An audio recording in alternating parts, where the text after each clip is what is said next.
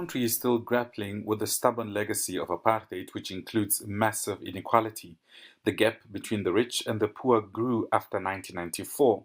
It also appears the political power handed to the liberation movement did not do much to decolonize the country. Policy choices that the ANC made is partly why we sit with the inequality that we had. So, for example, the ANC did not introduce free compulsory education when it started, and that would have been a way to empower those who are locked out of the economy with the necessary skills to be absorbed. In its first few years in power, the ANC government chose a patriotic black bourgeoisie, which included current President Cyril Ramaphosa, to try and de-racialize the economy.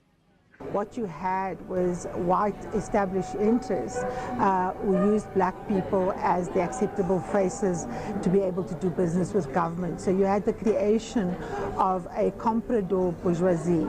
Not only did the white minority population thrive economically after independence, their history, which many black South Africans would rather forget, was also preserved.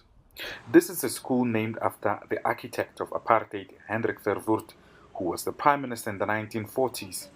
The school now admits black children. In fact, most of the children who go to this school are black. One of the many ironies of post-apartheid South Africa. Political analyst Angelo Fick says while there was never a denazification process, the ruling ANC has made strides in changing lives of millions of people. Research in South Africa tells us that 6 out of every 10 South Africans recently polled indicate that they would vote for the African National Congress in the upcoming elections. And I think too often we judge the party by its spectacular and very public failures. And ordinary South Africans certainly judge the party by that, but they also judge the party by the very specific changes that have been brought about in their lives over the last 25 years. The symbols of apartheid and colonialism, like the building here behind me, continue to haunt South Africa 25 years after democracy.